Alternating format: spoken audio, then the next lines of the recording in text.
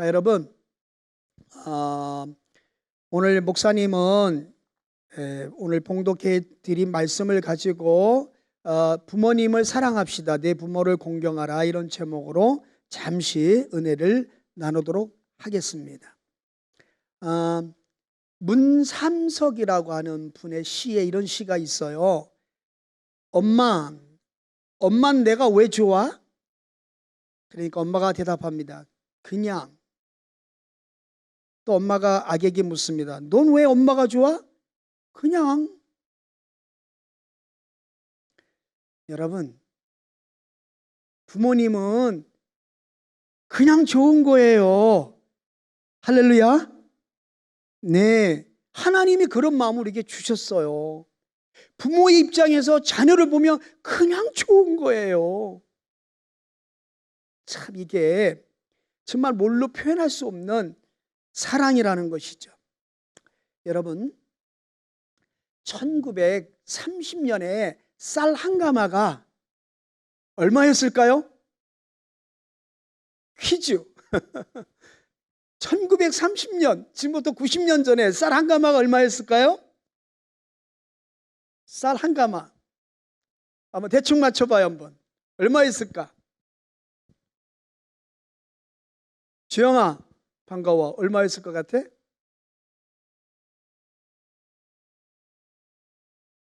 아마 구경도 못했던 돈이야. 13원이었어. 그런데 음악을 너무 사랑하는 이흥렬이라고 하는 청년이 일본으로 유학을 갔어요. 일본으로 유학을 갔는데 아이쿠나, 유학을 가서 깨달았어요. 작곡을 하려면 피아노를 쳐야 되는구나. 피아노가 있어야 되는구나. 그걸 깨달았어요. 그래서 어머니에게 편지를 해서, 어머니, 제가 와보니까 이게 작곡을 하려면 피아노가 있어야 되는데 그걸 제가 몰랐습니다. 그래서 제가 지금 짐을 꾸려서 다시 한국으로 돌아가려고 합니다, 라고 그렇게 편지를 했어요. 근데 어머니는 그 편지를 받고 불이 나게 이제 아들에게 연락을 취했어요. 그리고 이 어머니는요, 그 당시 쌀 한 가마가 13원이었는데 피아노 한 대가 400원이었어요. 400원. 피아노 한 대가 400원. 상상이 가죠. 그래서 이 어머니는요, 가까운 산부터 먼 산까지 밤낮을 다니시면서 솔방울을 모았어요. 그 당시 솔방울이 굉장히 가격이 나갔어요. 그래서 가마니로 만들어서 그걸 시장에다가 열심히 내다 팔았어요. 그리고 몇 개월이 지난 후에 400원의 돈을 모아서 아들에게 보냈어요. 그래서 그 아들이 그걸 가지고 피아노를 구입하고 그리고 일본에서 음악 공부를 잘하고 돌아왔는데, 돌아와서 그분이 작곡한 게 바로 무슨 노래냐면 어머님의 은혜라는 노래예요. 우리 국문학 박사였던, 문학 박사였던 그 양주동 박사님이 지었던 시가 있는데 그 시에다가 음률을 맞춰서 어머니의 은혜라는 그 노래를 첫 번째로 와서 작곡을 한 거예요. 왜냐하면 어머니가 너무 고생을 해서 손가락 마디도 돌아가고 이런 모습 보면서 너무 가슴이 뜨거워서 이 노래를 지었는데, 여러분 아시죠? 나실제 괴로움 다 잊으시고 기를제 밤낮으로 애쓰는 마음. 들어봤나요? 불러본 적 있어요? 우리 세리들만 불러본 적 있어요? 그래요? 근데 지금은 안 불러요. 안 부르는데, 진자리 마른 자리 갈아 누시며 손발이 다닳도록 고생하시네. 하늘 아래 금옷이 넓다 하리요 어머님의 희생은 가히 없어라. 이렇게 해서 3절까지 있어요. 네. 근데 이 노래가 정말 아주 귀한 곡이죠. 자, 여러분, 우리는 부모님으로부터 태어났습니다. 부모님이 없다면 우리의 존재는 없는 거죠. 우리의 부모님은 우리의 생명의 근원이라 할 수 있는 거죠. 자, 생명은 그 무엇하고도 바꿀 수 없는 너무너무 귀하고 소중한 거예요. 아무리 많은 돈이나 이 세상의 최고 명예와도 자기 생명은 바꿀 수가 없잖아요. 자, 자기 생명을 잃는다면 그 어떤 돈도 명예도 아무 소용이 없어요. 네. 자, 그만큼 생명은 고귀하고 정말 무한한 가치가 있는 것이죠. 자, 부모님은 이처럼 가치를 매길 수 없는 고귀한 생명을 주셨어요, 우리에게. 자, 그리고 우리가 이렇게 태어났는데 우리가 성인 될 때까지 얼마나 우리를 위해서 수고해 주시고 보살펴 주시고, 항상 걱정해 주시고 잘 되라고 기원해 주시고 이러잖아요. 자, 어저께 약간 이동할 거리가 있어서 기독교 방송을 틀었더니 김장한 목사님 하고 이제 극동방송 이사장님이죠, 하고 거기 차장급들의 사람들이 이제 면담을 하는 거예요. 이제 토크쇼를 하는데 쌍둥이를 가진 이제 집안의 이야기를 하는 거예요. 언제가 어렵냐? 그랬더니 뭐 이렇게 애들이 있는데 한 애가 이렇게 잠자고 나면 이제 한 애가 계속 떠들고 있고, 그죠? 또 걔가 자면은 또 한 애가 또 일어나서 울고, 정말 이 애들을 키우기가 너무너무 힘들다는 이야기를 하는 거예요. 여러분, 정말 100일 동안은 아기가 태어나면 이렇게 순한 것 같이 가요. 근데 100일이 딱 넘으면 어떻게 되는지 알아요? 낮과밤이 바뀌어요. 안 그런 애도 간혹가다 있지만 낮과밤이 바뀌면서 이제 본격적으로 엄마 아빠에게 너무너무 힘들게 해요. 그래서 막 엄마는 잠 못 자, 아빠도 잠 못 자, 막 이러면서 그 아가들을 돌보면서 이렇게 여기까지 여러분 온 거고요. 그런 수고가 있기 때문에 여기까지 온 거고, 지금도 여러분들을 위해서 부모님들은 정말 알게 모르게 많은 애를 쓰시고 수고하시고 마음고생하시고 이렇게 하면서 사실 여러분을 키우고 있는 것이거든요. 여러분, 그래서 우리는 잘 보세요. 정말 우리가 태어난 임신한 그 순간부터 해서 엄마들 얼마나 애를 써요. 자, 여러분, 그래서 부모님의 그 사랑을 어떤 분은 아가페적인 사랑이다, 희생적인 사랑이다, 이렇게 말을 해요. 네. 자, 그냥 베풀기만 하지 어떤 대가를 바라지 않는 그런 사랑. 예. 자, 효라는 것은 이렇게 생명을 주시고 키워주신 부모님의 그 사랑과 희생에 감사하고 또 보살피고 베풀어진 은혜에 보답하는 걸 효라고 그래요. 자, 여러분, 간단하게 효의 뜻이 무엇인가를 간단하게 정리해 줄게요. 자, 여러분, 하나님께서는 우주 만물을 창조하시고 인간을 탁 만드셨을 때 하나님 형상과 모양대로 만드셨는데 아담을 만들었잖아요. 근데 아담이 독차는 것이 너무 안쓰러워. 그래서 에제르, 돕는 배필, 이제 여자를 갈빗대를 취해서 이렇게 만들어 주잖아요. 그래서 이제 가정이 이루어졌어요. 그래서 하나님이 이 땅에 세우신 기간이 두 개가 있는데 바로 가정이라는 공동체야. 그리고 사실은 그 가정은 에덴 동산에서 가정교회였어요. 그래서 가정이 출발함과 동시에 교회도 출발했어요. 그래서 하나님은 사람을 만들 때 뭐라고 말하셨냐면 하나님의 형상과 모양대로 지으시고 복주심에 이르시되 생육하고 번성하고 땅에 충만하고 그 다음에 땅을 정복하고 다스려라. 그죠? 이렇게 해서 하나님의 형상을 닮은 바로 이 하나님의 나라를 이루고 있는 바로 하나님을 똑 닮은 이런 사람들로 이 땅이 충만히 채워져서 하나님의 온전한 통치, 하나님의 뜻이 하늘에 이루어진 것처럼 땅에서 온전히 이루어지는 그 하나님의 나라를 이루어가는 일이 시작이 되어졌어요. 그래서 하나님은 인간을 창조하시고 주신 것이 가정이라는 복과 교회라는 복이에요. 그래서 인간의 행복의 근원은 어디냐? 목사님 따라합시다. 가정과 교회다. 여러분, 진짜로 행복하게 원하십니까? 가정을 하나님이 잘 갖고 가라 했기 때문에 그거 잘 지키는 게 행복이에요. 교회를 교회되게 하고 교회를 정말 사랑하는 거, 그게 행복이에요. 다른 거 행복 아니야. 자, 여러분, 목사님이 어제 밤새도록 이거를 잡기 위해서 창세기부터 신명기까지를 도표를 그려가면서 쫙 정리를 했는데 딱 하나가 나온 게 뭐였냐면, 하나님은 처음부터 인간을 창조하시고 말씀을 주셨다, 이게. 근데 그 말씀을 잘 지키고 그것에 순종하면 그 사람은 정말 복되고 생명이 풍성하구나. 그런데 그 말씀을 지키지 못하고 불순종하면 그 인생은 저주받고 망하는 것이구나. 그래서 세상은 딱 두 개라는 거야. 그래서 거룩이라는 게 뭐냐면 거룩.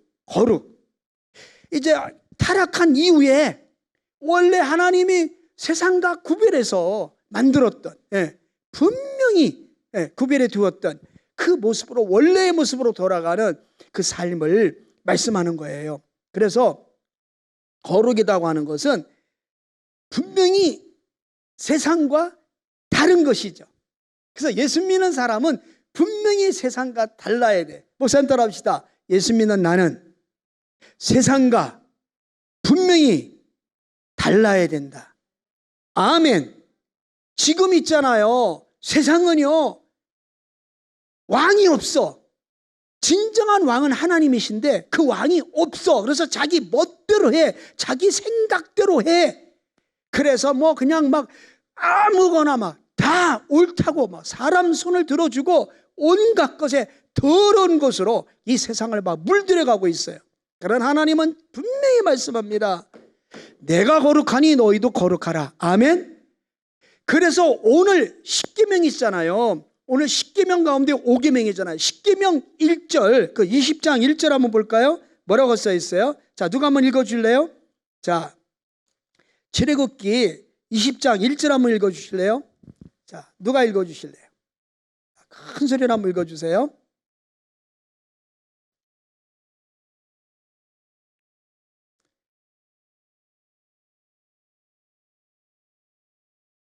네, 그 다음에 2절.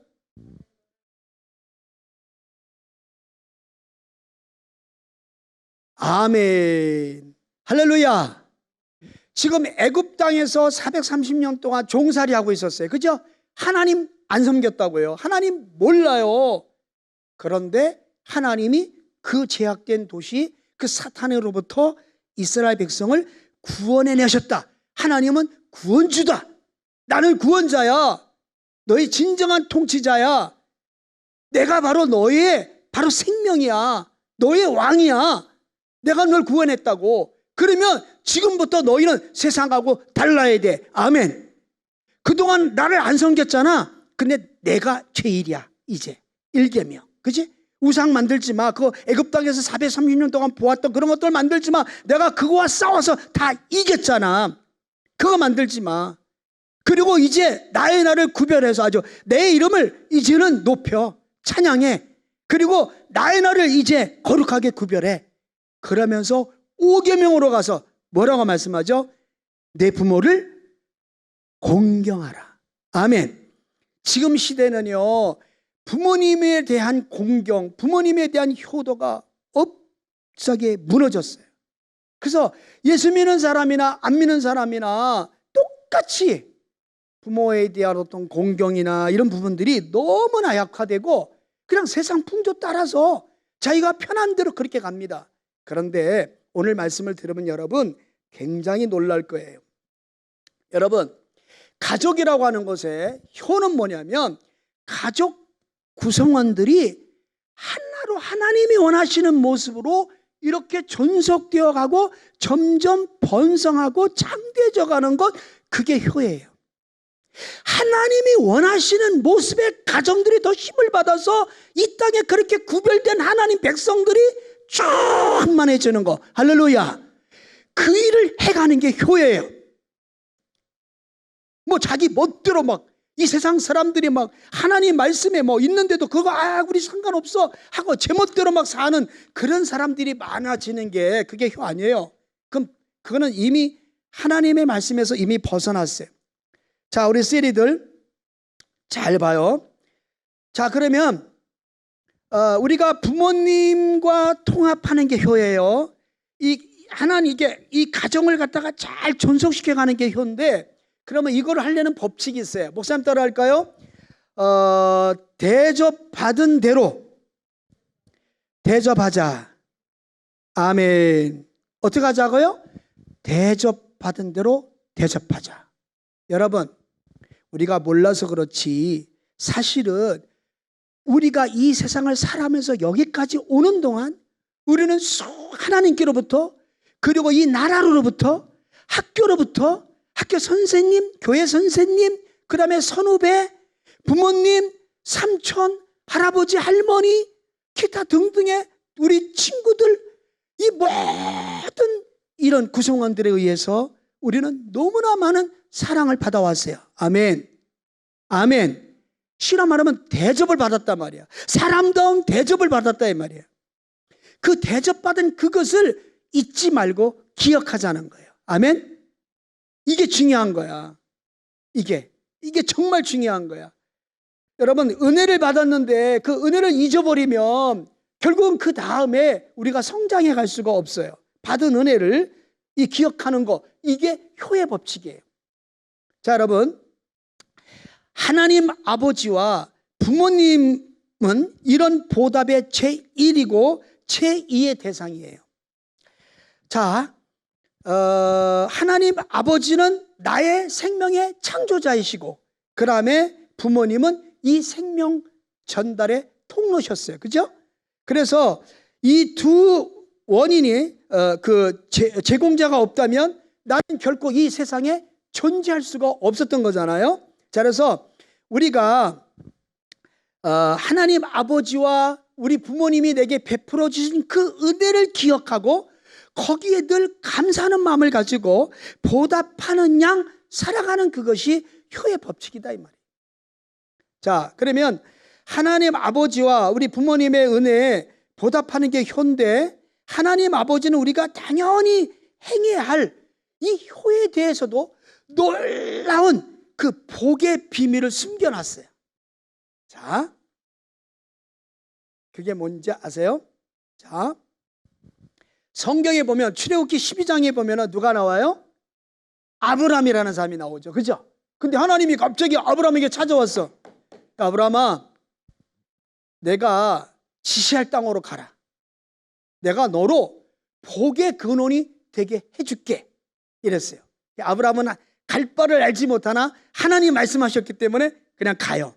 근데 하란이라는 곳에서 10년간 그 아버지가 돌아가실 때까지 10년이라는 세월을 거기에 주저했습니다만은, 일단 아브라함을 잘 대해주는 사람은 하나님 복 주겠다고 말씀하셨고, 아브라함을 저주하는 사람은 저주하겠다고 하나님이 약속하셨어요. 그러니까 많은 사람들이 복의 근원인 아브라함에게 잘할 수밖에 없죠.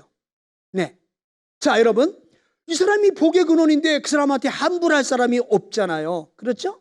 자, 그런데 바로 우리가 지금 세월이 흘러서 여기까지 왔어요. 그런데 우리 눈에 이 사람 복의 근원이야. 이 사람이 복의 근원이야. 정진이가 복의 근원이야. 현선이가 복의 근원이야. 라고 판명이 된다면 그 사람에게 잘하겠죠? 그렇죠? 자, 그런데 그게 나타나지 않는다는 거예요. 그래서 하나님은 하나님의 법칙을 세웠어요. 하나님을 사랑하고 이웃을 사랑하는 법칙을 마련했는데 그게 사실은 전도죠. 그렇죠? 하나님 사랑하고 이웃 사랑의 전도기 때문에 사실은 전도하는 사람은 그 전도하는 속에 다 있어요. 복이. 예, 복의 근원이 되는 복이 있어요. 그런데 이 세상을 살아가면서 하나님은 확실하게 복의 근원을 우리 곁에 두셨어요. 그게 누구죠? 부모님이에요. 자, 오늘 그러면 출애굽기 20장 5절로 다시 한번 가볼까요? 12절로 가볼까요? 자, 한번 다시 읽어요. 자, 한번 해봅시다. 시작.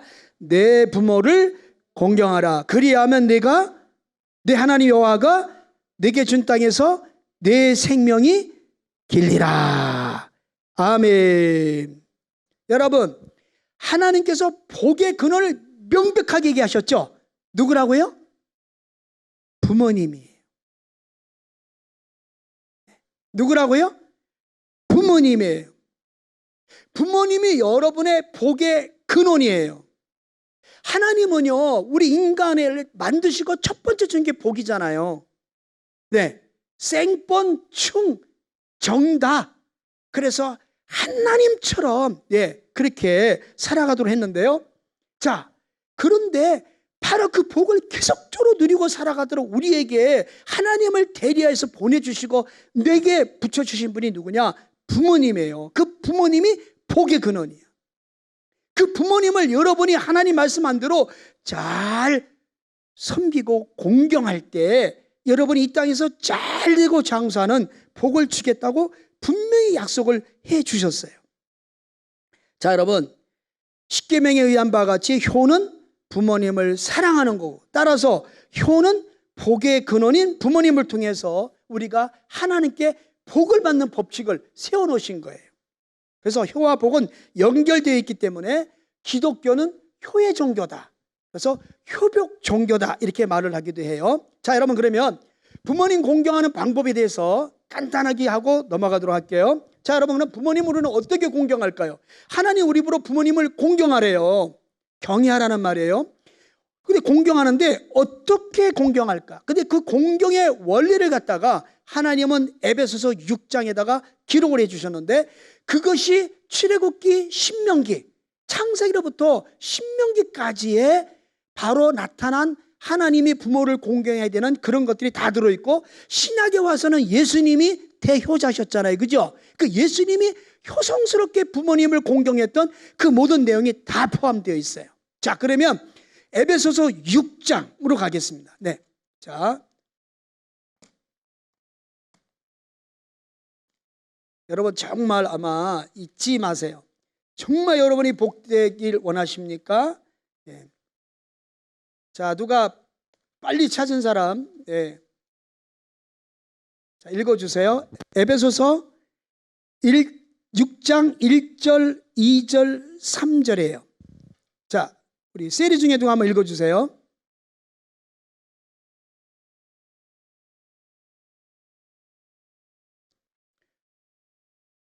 자, 누가 한번 세리 중에 한번 읽어줘요.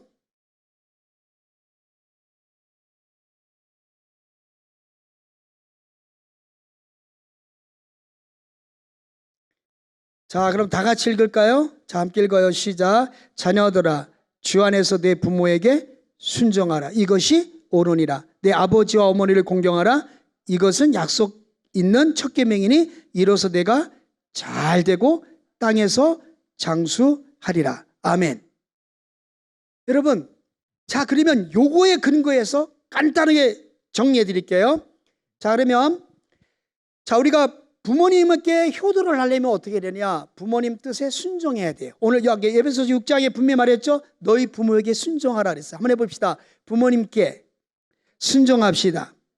예, 부모에게 순종하는 데는 두 가지 순종이 있어요. 절대적인 순종이 있고 상대적인 순종이 있어요. 절대적인 순종은요, 절대적으로 해야 되는 거예요. 네. 자, 그러면 자, 부모님의 은혜에 보답하기 위해서는 우리는 무엇을 해야 되느냐? 이제 효를 실천해야 되는데, 부모님 말씀을 잘 듣고 거기에 따라서 순종하는 거예요. 이제 부모님의 우리에게 어려서부터 올바르고 행복한 삶을 위해서 이 말도 하시고 저 말씀도 하시잖아요. 근데 그것이 다 우리 잘 되라고 하는 얘기거든요. 그래서 우리는 그 부모님의 그 말씀을 잘 들어보면 거기 하나님의 뜻이 그대로 반영이 되어 있기 때문에 우리는 그 말씀에 절대 순종해야 돼요. 간단히 한번 예를 들어볼게요. 자, 이렇게 하는 거죠. 남을 먼저 배려하라. 남의 아픔을 위로해라. 불쌍한 사람을 도와주어라. 거짓말하지 마라. 남을 해치지 마라. 남의 물건 탐내지 마. 이런 것들. 이런 것들은 우리가 절대적으로 순종할 바로 그 내용이에요. 자, 때로는 우리가 잘못해서 부도덕해갖고 부모님의 마음을 아프게 하는 경우가 있잖아요. 그렇죠? 근데 이런 것들을 우리가 참 순종을 통해서 우리 부모님들이 우리 때문에 비난받지 않도록 우리가 그렇게 해 나가야 될 것이에요. 자, 그리고 평상시에 부모님이 어떤 가르침을 줄 때 그것에 대해서 존중하는 마음으로 그 말씀을 듣는 마음의 자세를 갖는 것이 굉장히 중요하죠. 자, 그러면 상대적인 효가 있어요. 상대적인 효는 뭐냐면 부모님이 말씀은 말씀이지만 부모님의 개인의 뜻이 많이 들어가 있는 경우가 있어요. 근데 이런 것도 사실은 우리 행복을 위해서 또 우리 잘 되라고 하시는 내용이 포함되어 있지만 이게 그 바람직하지 않을 때가 있어요. 이럴 때는 부모님에게 무조건 난 이 방향으로 갈 거야라가 아니라 부모님과 충분한 대화를 통해서 간격을 좁혀가는 그런 지혜가 필요하긴 해요. 만약에 대학을 갈 때 학과 결정하는 거라든지, 그죠? 결혼을 해야 되는데 결혼 상대를 이렇게 이 사람하고는 안 돼 뭐 이렇게 말하는 경우가 있어요. 부모님이. 근데 부모님이 그렇게 말할 때는 인생 경험이 풍부하기 때문에 우리 자식이 결혼해서도 행복하게 잘 가야 되는데 하는 그런 마음이 담겨져 있기 때문에 그런 말씀을 하시는 거지만, 이제 그런 부분에 대해서는 이제 또 이게 전공 과목이나 기타 등등 할 때는 부모님하고 이 관계를 이렇게 어긋나지 않도록 잘 부모님을 설득하면서 이해를 돕고 가야 되고, 어쩔 수 없이 전공 과목을 내가 이 과목으로 갈게요 라고 결정했을 때에는 정말 이 결정이 잘못되지 않았다는 걸 보여드리기 위해서 어떻게 해야 될까요? 열심히 공부해서 저 녀석이 저렇게 주관 있게 가더니 참 잘했다, 그때 내가 그냥 놔두길 잘했다, 이렇게 부모님이 할 수 있도록 하는 것이 바로 그런 지혜라는 것이죠. 그래서 절대적으로 순종해야 될 것 정리합니다. 하나님 말씀을 가지고 교훈하실 때는 절대 순종하자. 아멘? 아멘? 아멘입니다. 예. 그리고 상대적으로 어머님의 뜻이, 아버님의 뜻이 굉장히 많이 들어가 있다 하더라도 예의에 벗어나지 않도록 대화를 통해서 원만하게 풀어가야 된다. 그런 얘기를 이제 들려주고 싶어요. 자, 그러면 부모님하고 친하게 지내야 됩니다. 효를 하려면. 목사님 들어갑시다. 부모님과 친해집시다. 네. 그러면 부모님과 친해지는 부분에 대해서 간략하게 말씀을 드릴게요. 첫째적으로 여러분, 부모님과 친해지는데 부모님을 지지하는 사람이 되시기 바라요. 그러나 지지할 부분이 몇 가지가 있어요. 자, 여러분, 그건 지금부터 꿈을 꿔야 그렇게 돼요. 목사님이 나보다 3살 위인 선배 목사님하고, 그분은 포항 순복교를 담임하고 저는 경주 순복교를 담임했는데, 그분의 어머니를 통해서 내가 간증을 들었는데 굉장히 은혜가 되었어요. 이러는 거예요. 우리 저기 목사님, 이 목사님, 우리 아들 저 진기가 어렸을 때부터 한 얘기가 뭔지 알아요? 엄마, 이 다음에 내가 크면 2층 집 줘드릴게. 그리고 효도할 거야. 그러더니 정말 저 아들이 그렇게 산다고 그런 말을 하더라고요. 양학선이라는 사람 알죠? 그죠? 올림픽 대회에서 이렇게 공중회전 세 번 돌아와서 이렇게 한 그 금메달 딴 리스트, 그는 엄마 아빠가 비닐하우스에 살았어요. 집이 없었어요. 그래서 입버릇처럼 한 얘기가 뭐냐면, 엄마, 아빠, 내가 꼭 집 사드릴게. 근데 금메달 따고 나서 바로 진짜 집을 사드렸죠. 여러분, 제가 무슨 말을 하는 거냐면, 자녀는 부모로부터 어마어마한 지지를 받아서 오늘에 있다 이게야. 그렇죠? 그렇다면 당연히 부모님을 지지해 드려야 된다는 거야. 목사님 따라합시다. 물질적으로 지지해 드리자. 여러분, 지금부터 꿈을 꿔요. 이 다음에 우리 엄마 아빠 내가 용돈도 많이 드리고 생활하는데 어려움 없도록 내가 잘 보살펴 드릴 거야. 그런 꿈을 꾸세요. 하나님 그 믿음대로 되게 할 줄로 믿습니다. 여러분, 목사님이 대학원 공부를 하면서 잠깐 캄보디아 애들 한 7, 8개월 이렇게 돌봤던 적이 있어요. 근데 그 아이들이 입만 열면 무슨 얘기 하는지 알아요? 우리 엄마, 우리 아빠, 우리 동생. 그들을 위해서 내가 돈 벌어야 된다는 거예요. 야, 그게 우리 옛날에 70년대 우리 한국이 가졌던, 그 자녀들이 가졌던 마음이 거기서 발견되더라고요.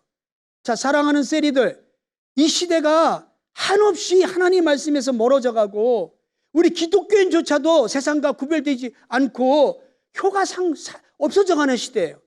부모의 권위가 그냥 업신여겨 지어지고 부모에 대한 어떤 마인드가 없는 시대가 돼가고 있는데, 여러분, 우리는 그래서는 안 됩니다. 분명히 하나님의 말씀은 영원토록 변하지 않습니다. 우리가 분명히 붙들어야 할 것은 하나님 말씀입니다. 목사님 따라합시다. 부모님을 공경하자. 아멘. 여러분, 육체적으로 지지해 드려야 됩니다. 부모님이 어떤 일을 하실 때 내가 몸으로 봉사해 드리고 섬겨 드려야 되고, 그 다음에 정신적으로 지지해 드려야 됩니다. 언제나 마음을 편안하게 드리고 부모님을 기쁘게 드리고, 그리고 든든한 그런 마음에 어떤 그런 편안함을 드리는 그런 우리가 돼야 될 것이에요. 그 다음에 이제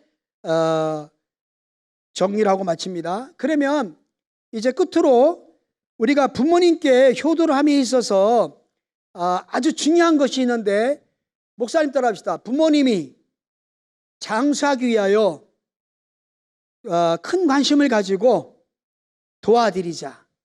자, 정리할게요. 이제 결론 지을게요. 자, 우리 부모님, 우리 예수님은 대효자신데요. 이 예수님이 하셨던 일을 지금 말씀드릴게요.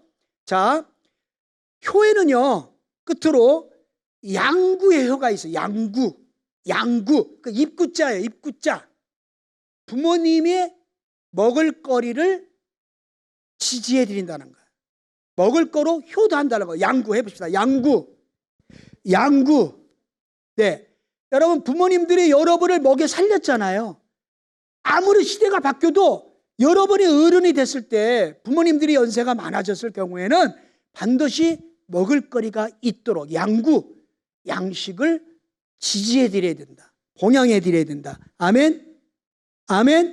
네, 그 다음에는요, 양체예요. 양체 효가 있어요. 이게 뭐냐면 이 몸이 건강하도록 돌봐드리는 거. 아멘. 자, 봅시다. 몸이 건강하시도록 돌봐드린다. 이게 효예요. 부모님들은 나이가 들어가면 갈수록 약해지잖아요. 그죠? 그러니까 그 부모님이 약해지지 않으시도록, 그 건강을 돌봐드리는 것이 마땅히 자식이 해야 할 일이에요. 자, 그 다음에 세 번째가 뭐냐면요, 양안이에요. 해봅시다. 양안의 효. 양안의 효는 뭐냐면요, 마음을 편안하게 해드리는 거예요. 아멘. 뭘 편안하게 해드리자고요? 마음을 편안하게 해드리는 효. 네. 그 다음에는요, 또 무슨 효가 있냐면요, 양영의 효가 있어요. 이게 뭐냐면요, 부모님이 신앙생활을 잘할 수 있도록 예수님을 구세주로 영접하고 이 땅에서 저 하늘을 소망하고 사시다가 반드시 천국 갈 수 있도록 부모님의 영혼이 구원받고 신앙생활 잘하도록 돌봐드리는 양영의 효가 있어요. 여러분, 여러분이 섬기는 부모님은 반드시 이 땅에서 신앙생활 잘하시다가 천국 가도록 도와드려야 될 줄로 믿습니다. 아멘입니다. 예, 끝으로 이제 하고 마치겠습니다. 그 다음에는요, 양생의 효가 있어요. 목사님 들어봅시다. 양생의 효가 뭐냐면요, 바로 결혼을 해서 그 가문을 이어가는 거예요. 가족을 계속적으로 이어가는 거예요. 우리 하나님의 명령이잖아요. 그죠? 요사이 결혼 안 하고 아기 안 낳고, 그래서 그것이 이제 문화가 됐으니까 예수 믿는 사람도 그렇게 해야 된다고 생각하는데, 아니요. 하나님께서 생육하고 번성하라, 땅에 충만하라고 말씀했잖아요. 땅을 정복하고 다스리라고 했잖아요. 그러니까 여러분, 결혼하지 않는 거, 아이를 낳지 않는 거를 한번 여러분 곰곰이 생각해 보세요. 하나님의 말씀으로.